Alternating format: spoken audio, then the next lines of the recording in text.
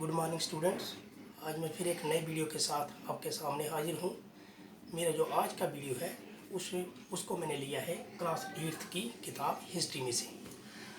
इसमें जो मैंने लेसन आपके लिए चुना है वो है from trade to territory. From trade to territory से मतलब है कि कैसे कोई बाहर की कंपनी हिंदुस्तान में आती है तिजारत के मकसद से, लेकिन बाद में वो कैसे हिंदुस्तान पर अपनी हुकूमत या रूल करने लग जाती है। तो इस लेसन में हम ये आज पढ़ेंगे। तो लेट्स बिगिन। सबसे पहले हम पढ़ेंगे औरंगजेब के बारे में। औरंगजेब मुगलों का एक बहुत ही मशहूर बादशाह था। ये बहुत ही पावरफुल एंड स्ट्रांग रूलर था। इसको स्ट्रांग इसलिए कहा जाता है क्योंकि इसने हिंदुस्तान के बहुत ही मेजर पार्ट पर अपनी हुकूमत जमाई थी, यानी कि इसका राजपाट था दूर दूर तक फैला हुआ, इसलिए इसको स्ट्रांग रूलर कहा जाता है।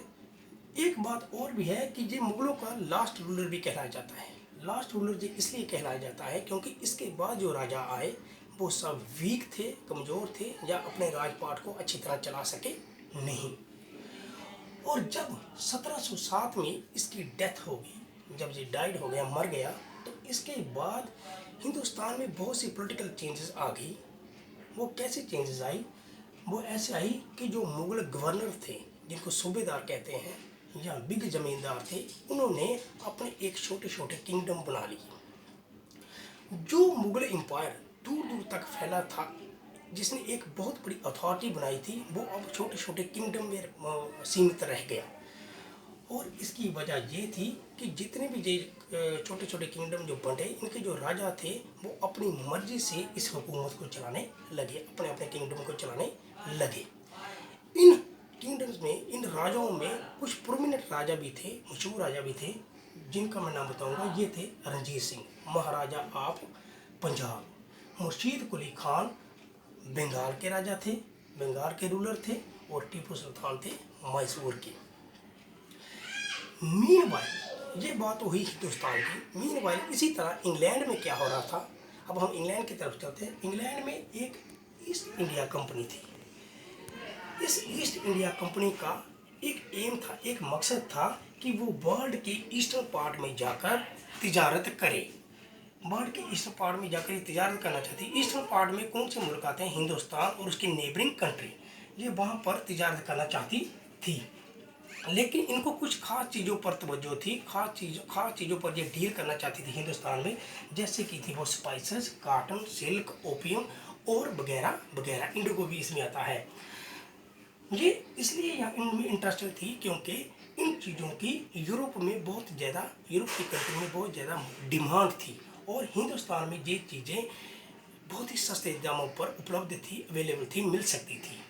इसलिए इन्होंने ये काम करना शुरू किया। इन्होंने इन चीज़ों में इंटरेस्ट रखा, और तब इन्होंने इस मकसद को पूरा करने के लिए क्या किया, इन्होंने जो इंग्लैंड की क्वीन थी, क्वीन एलिजाबेथ वन, उससे इन्होंने एक चार्टर्ड परमिशन ली। चार्टर्ड परमिशन क्या होती है? एक रिटन ग्रांट होती है। रिटन ग्रांट के मुताबिक इसमें, उस चार्टर में ये कानून था कि कोई भी ईस्ट इंडिया कंपनी को छोड़कर इंग्लैंड की कोई भी और कंपनी हिंदुस्तान में नहीं जाएगी तिजारत करने के लिए, क्योंकि अगर कोई और कंपनी जाती है तो इनका मुनाफा, इनका प्रॉफिट क्या हो जाता है? कम हो जाता है। तो इनका मेन मकसद जो था हिंदुस्तान में या ईस्ट में जाने का, वो यही था कि ये वहाँ पर ये बहुत ज़्यादा प्रॉफिट कमा सकें।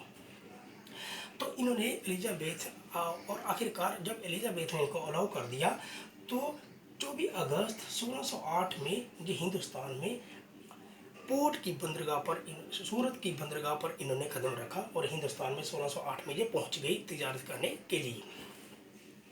लेकिन जैसा इन कंपनी ने सोचा था कि ये हिंदुस्तान में बहुत ज़्यादा मुनाफा कमाएंगी, वैसा हुआ नहीं, क्योंकि इनसे पहले हिंदुस्तान में बहुत सारी यूरोप की कंपनियां पहुंच चुकी थी, इनसे पहले भी पहुंच चुकी थी। इनमें से सबसे पहले जो पहुंची थी वो है पार्थग्यूज। पार्थग्यूज 1498 में हिंदुस्तान में पहुंची थी। ये कैसे पहुंची थी? क्योंकि पार्थग्यूज में एक एक्सप्लोरर था जिसका नाम था Vasco D gamma. Vasco D gamma ये शख्स था जिसने यूरोप से हिंदुस्तान तक, ईस्ट तक एक सी रूट ढूंढा था। जब उसने 1498 में वो सी रूट ढूंढा, उसी के साथ उसी साल ये हिंदुस्तान में दाखिल हो गए। उसकी इनको फॉलो करते हुए, इसके बाद इनको फॉलो करते हुए डच भी 1595 में हिंदुस्तान में पहुंच गए। उसके बाद फ्रेंच भी 1664 में हिंदुस्तान में पहुंच गए। तब हिंदुस्तान में बहुत सारी कंपनी, यूरोप की बहुत सारी कंपनी, ईस्ट इंडिया को छोड़कर बहुत सारी कंपनी यहाँ पर पहुंच गई तिजारत करने के लिए। अब जब ये बहुत सारी कंपनी यहाँ पर पहुँच गई तो इनको कंपनियों को एक कंपटीटर मिल गए, यानी कि अब इनके कंपटीटर बहुत सारे हो गए। अब इनका जो मकसद था प्रॉफिट कमाने का बहुत यानी कि धुंधला पड़ गया ना। अब इन कंपनियों के बीच एक ट्रेड वार शुरू हो गया, क्योंकि जो सब कंपनियाँ चाहती थी कि मुनाफा कमाए, लेकिन मुनाफा कैसे होता, बहुत सारे कंपटीटर जब आ गए तो मुनाफा नेचुरली क्या हो जाता, घट जाता। अब इन्होंने क्या कर दिया, एक दूसरे के साथ ट्रेड वार शुरू कर दी। ट्रेड वार होता है तिजारती जंग। अब ट्रेड वार में इन्होंने क्या किया, ट्रेड वार में इन्होंने एक दूसरे के जहाज समुद्र में डुबोना शुरू कर दिए, सी रूट्स ब्लॉक करना शुरू कर दिए। और ईस्ट इंडिया कंपनी ने एक मेन बात क्या की, इसने अपनी एक फोर्टिफिकेशन कर ली हिंदुस्तान में और दूसरा अपनी आर्मी बना ली।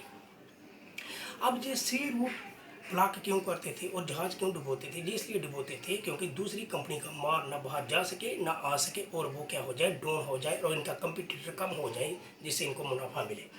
तो जब क्या हुआ, इन्होंने एक वो मकसद मैंने इन्होंने कहा कि जी इन्होंने एक बड़ी बात की जो फोर्टिफिकेशन की और आर्मी बना ली जहाँ पर।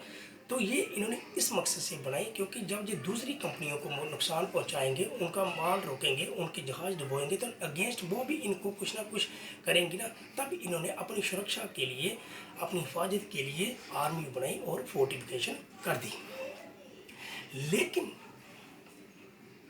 हिंदुस्तान के जो रूलर थे, हिंदुस्तान के जो किंग्स थे, जो ट्रेडर थे, उनको जब पता चला कि हिंदुस्तान में बहुत सारी कंपनियां आई हैं जो इस मकसद से आई हैं, तिजारत के मकसद से और कुछ ख़ास चीज़ों पर वो डील करना चाहती है, जैसे इंडिगो, कॉटन, सिल्क, तो उन्होंने क्या कर दिया, हिंदुस्तान के ट्रेडर ने इन चीज़ों के दाम बढ़ा दिए। जब दाम बढ़ गए तो नेचुरली तब इनका जो प्रॉफिट था वो लॉस होने लगा। अब कोई भी मुल्क ये नहीं चाहेगा कि कोई दूसरी कंट्री हिंदुस्तान में आकर एक तो यहाँ पर तिजारत के मकसद से आए और बाद में जहाँ पर राइवलरी पैदा करे, लड़ाई झगड़े करे, जहाज डुबोए, लड़ाइयाँ करे और क्या करे, फोर्टिफिकेशन करे, जो अपनी आर्मी पैदा करे। इससे क्या हुआ, हिंदुस्तान के जो किंग्स थे वो इनके खिलाफ हो गए।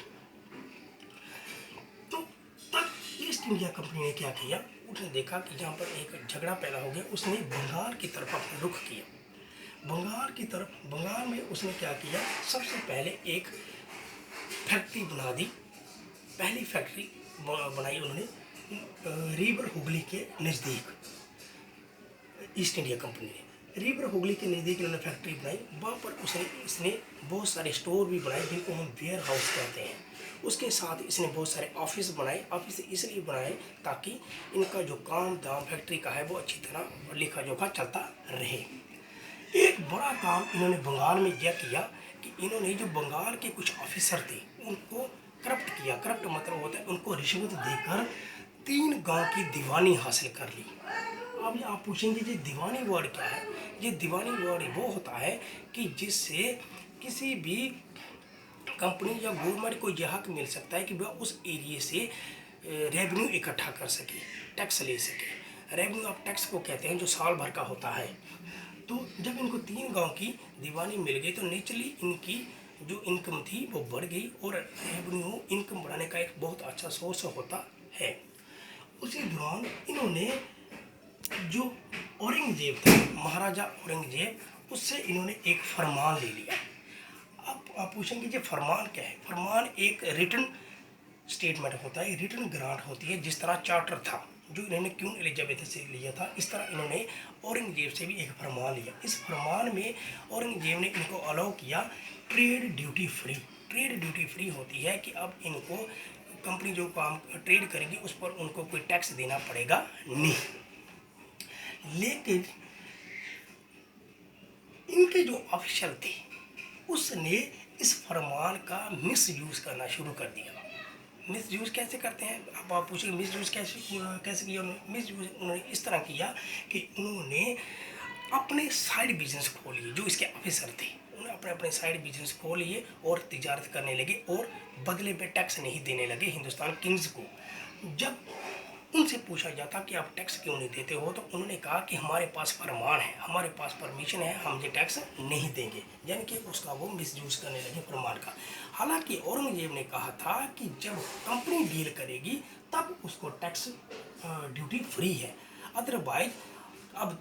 लेकिन इन्होंने ऐसा नहीं किया, इन्होंने दूसरे कामों के लिए इनके जो ऑफिशियल थे वो इलीगल काम करने लगे, यानी कि अपने मकसद से अपने काम करने लगे।